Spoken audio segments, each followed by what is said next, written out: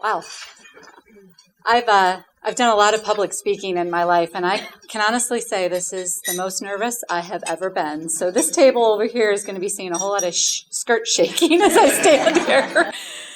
I think I'm so nervous because this means so much to me. As I look around the room, I see so many familiar faces. It might be because I've been to your company and done coaching, or I've had the opportunity to do some sort of charitable event with you, or perhaps I get to call you a client or a friend. And that does take a little bit of the pressure off, but it certainly is so meaningful to me because I've always walked away from this particular event feeling like I could do something in my life that would improve those around me. So I always ponder about that. And as I was preparing for today, I was thinking, oh my gosh, I hope I don't put them to sleep, number one. Like that would be really bad. And then number two, I hope they actually feel like I have something that is of interest to them. So when you read the description about today's event, and you've heard it from other speakers, you keep hearing the same phrase, empower women and eliminate racism.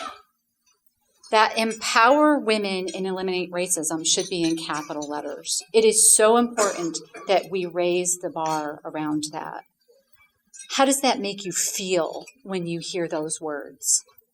For me, I get really fired up and sometimes have to be brought down. My poor husband has had to listen over the years to the same thing time and time again.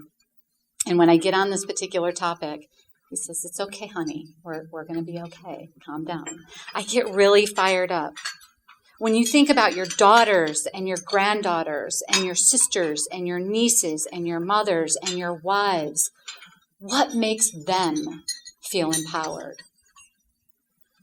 We're all on a journey, and we have decisions to make along the way. And when we are lucky, we are offered guidance that changes the trajectory that we are on.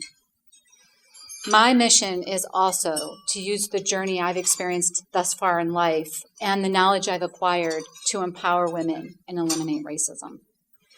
You see, I'm on a mission to educate women about money. If you couldn't tell from the name of my podcast and the name of my book, I am trying to take out the stigmatism of money. Having money means having choices. It means having empowerment. Over the years, I've had so many women say to me, I'm not good at finances, and I believe that to be completely untrue. They are not educated, perhaps, about finances, but being good and being educated are two very different things. So I have a secret to share with you. First of all, I want you to take a really deep breath. Okay, that was really for me. Notice how your body and your mind understood that. No one had to teach you how to breathe. You were born knowing how to breathe. But when it comes to finances, just like we didn't necessarily know how to walk and we didn't necessarily know that the Grand Canyon exists, we have to be taught. We weren't born with that innately in our heads, but so many people say that they're embarrassed that they don't know about finances. So I'm on this mission to make sure that people do understand finances, and particularly women understand finances. It's not something that we should be embarrassed about because nobody taught you. Some high schools have it, some high schools don't, but it is something that can be taught. It is something that can be learned, and it is something that everybody can be good at. I want you to consider this for just a moment when we think about it. When you go to a doctor and you go to a dentist, do you sit there when you're talking to them and think, I'm embarrassed because I don't know this craft? No, you don't think that way. And it's the same thing around finance. We just have to be educated.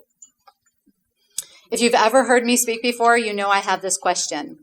If money was not a barrier, what would you change in your life? I want you to think about this for just a moment.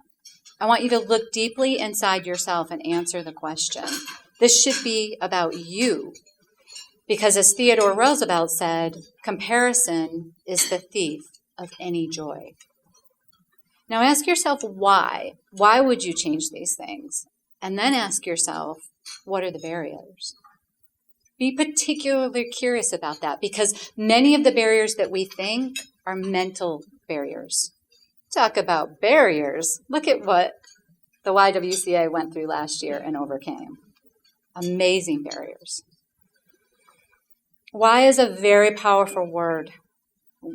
Your why is not right. Your why is not wrong. It is your why. And when you ask yourself that question time and time again, and you are curious, you will find answers to those barriers. When I was introduced, it was mentioned that I started the podcast Wine and Dime. I was scared to death to do that. But I thought, when I'm sitting around with a group of my girlfriends and we're having a glass of wine, inevitably the question comes up, I have a dumb question, but, and probably all of your teachers said to you, no question is a dumb question unless it goes unasked. So I thought, how do I get the stigma out of money? And how do I get the chance to talk about wine at the same time? Because if you know me at all, you know I love wine as much as I love finance. Let me explain that. I really love wine a lot. So I thought, all right, let's kind of go along with that theme.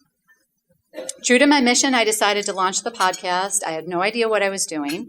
But I thought, let's integrate a little bit of finance, a little bit of discussion around wine. We've got this beautiful Finger Lakes region. It's a great excuse to go explore new wineries and feature them every week, right? Great.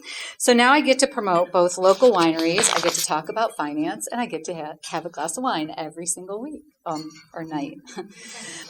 So if you've ever listened to the podcast, then you know I can take any situation and I can relate it to a vineyard too. I like to think about our lives paralleling how a vineyard works. It's pretty easy, actually. We all start with roots, every single one of us. As we age, our vines grow. Sometimes we are challenged by different events in our lives or droughts or particularly rainy seasons. And then sometimes it just feels so right. The wine, quote unquote, that we produce in those years varies, or every year varies, just like a bottle of wine can vary from each vineyard every year. Ever have a bottle of wine where the year is particularly good and you have another year and you think, that doesn't taste the same? That's very much like our lives. No year is ever the same. Which year is the anomaly? Which year isn't? Which year did the winemaker feel empowered and which year didn't she? What influences were there to support the grapes during those years? And how did that impact the flavor and the actions of the wine? And then what happens to the wine when it sits in a bottle and each and every influence integrates with each other, just like we integrate here in this room, just like the YWCA board integrated to solve a problem. I asked you earlier, if money wasn't a barrier, what would you do to change your life, or what changes would you make in your life? As you reflect on your vineyard and your unlimited options, why would you make those changes? My answer to that question, because people do ask me, well, what's your answer? My answer to that question is, well, I'm actually pretty lucky. I'm doing exactly what I want to be doing. The only change that I would make is that I would do it for those that can't afford it.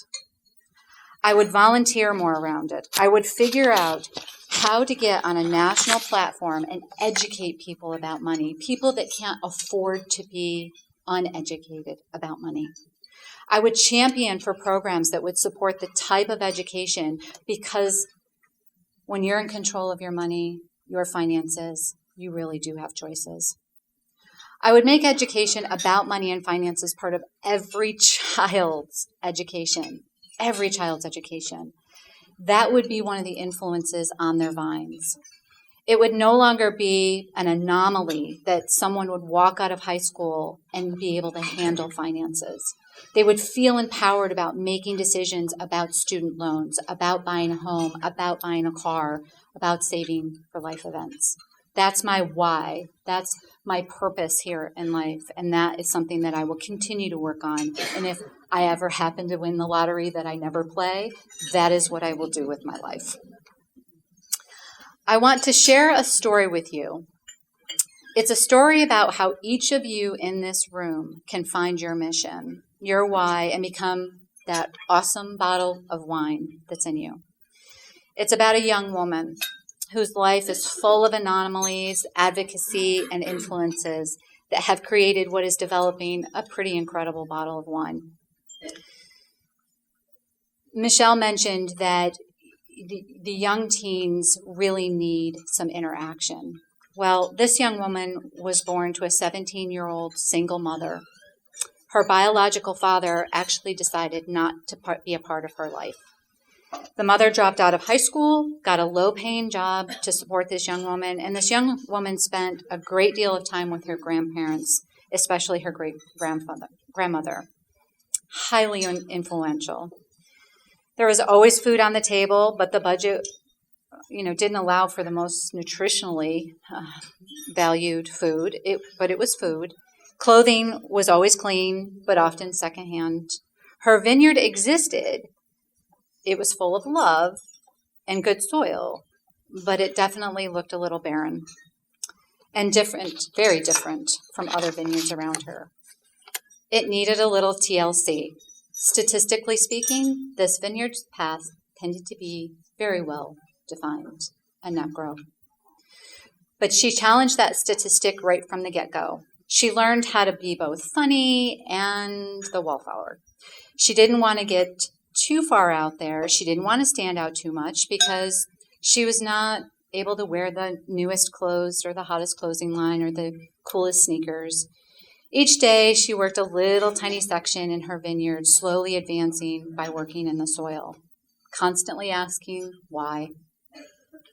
In a podcast interview that I did with her mother, I asked her about this young woman, and she said, well, she's a little bossy at times, but always curious. So I asked the young woman, why do you think that was the case? And she said, well,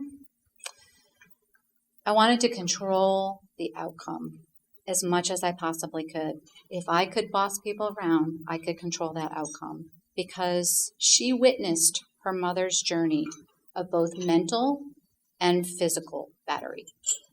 She watched her mother survive for years because her mother didn't feel that she had a way out. She felt unempowered.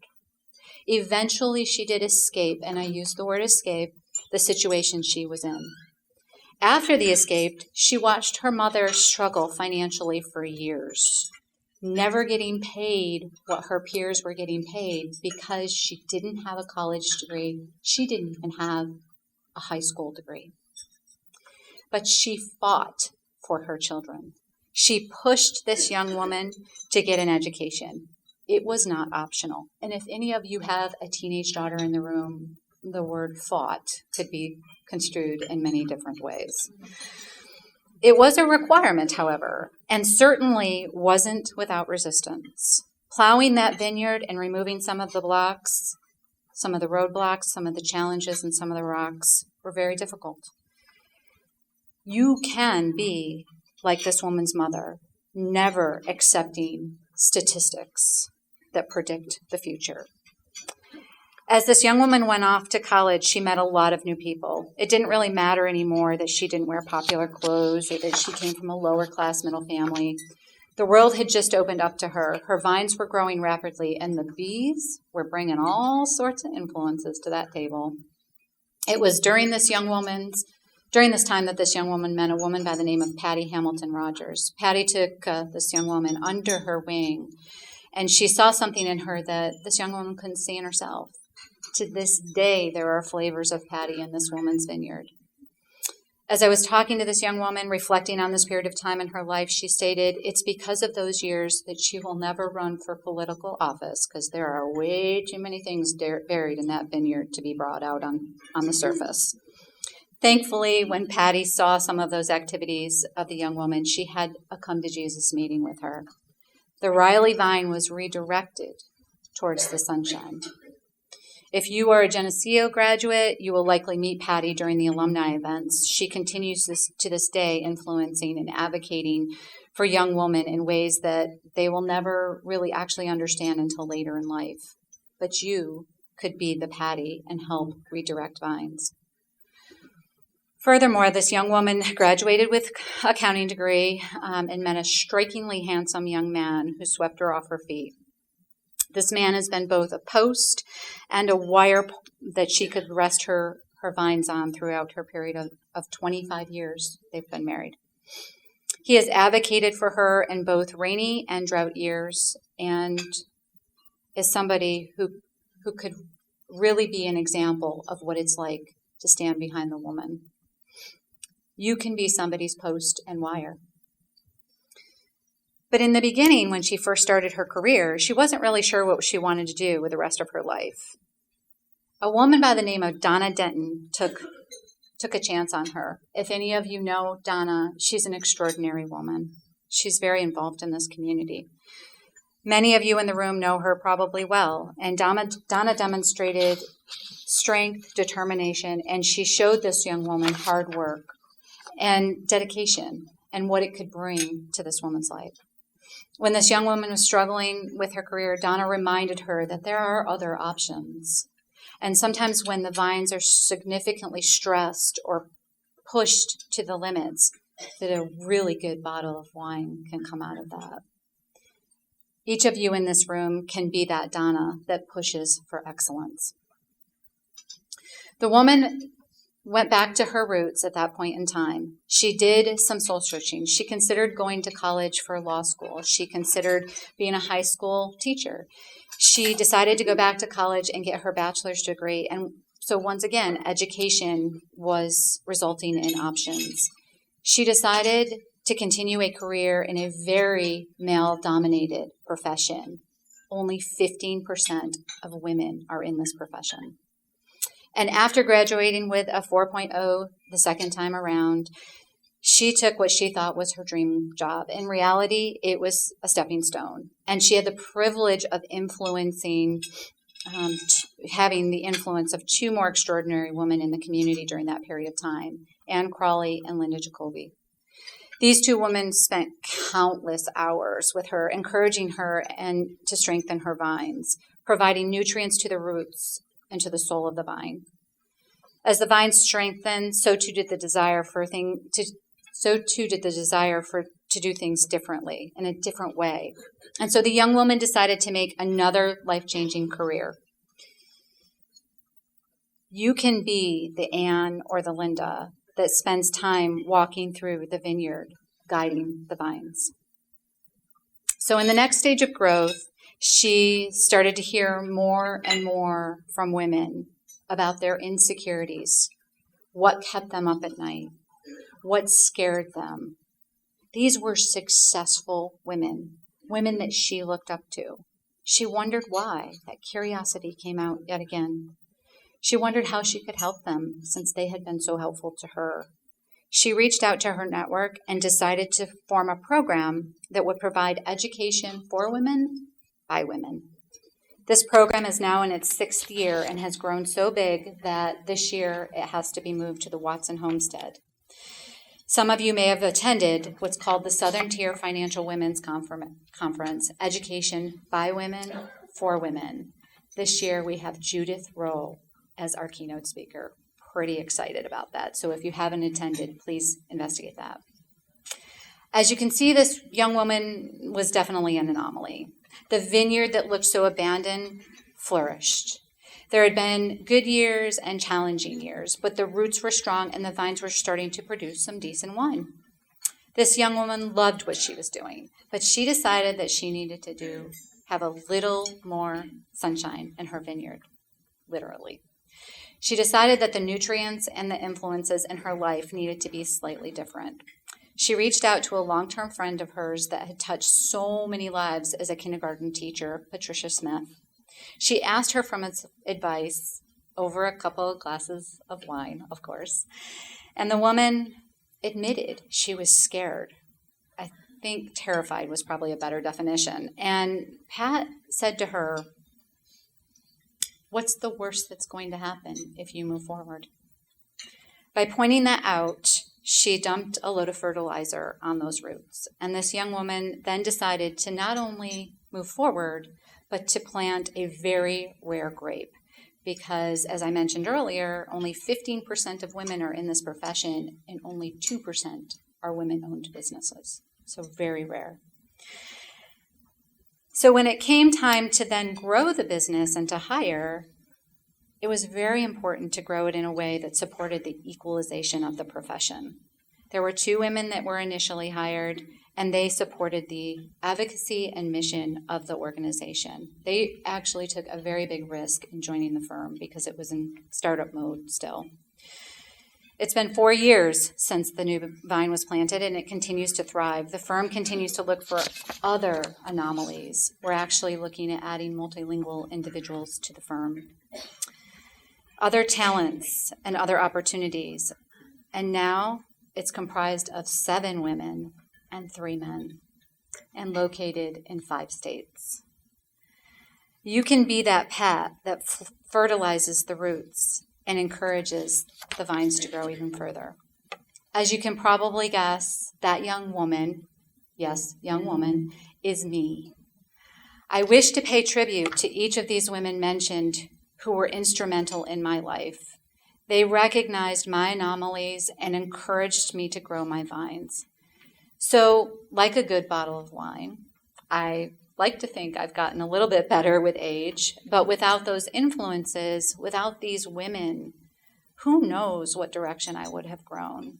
I've always wanted to be the person that the next generation looks up to, and I haven't always been the woman that I am today, but I'm fortunate that people have given me a chance and taken risks and advocated for me. You can do the same. Each of these women has moved me one step closer to my mission, my ability to influence other vineyards, my ability to advocate for their growth. And now I hope you too can see how your advocacy can do the same. Your knowledge, your education, your influences, your experiences, you have the ability to help that next vineyard flourish. For all the young ladies over on the side there that are our special guests, I ask that you look at yourself not as different, but as unique anomalies. You bring a special light into this world. Go shine it. Remember the words of Eleanor Roosevelt, "No one can make you feel inferior without your consent." You are not alone. You have a whole network here. Reach out to it. Seek their guidance.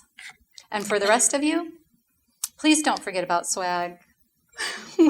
We believe this program is sure to be amazing, and all of the events and programs at the YWCA are definitely going to continue to grow and flourish with your support and help.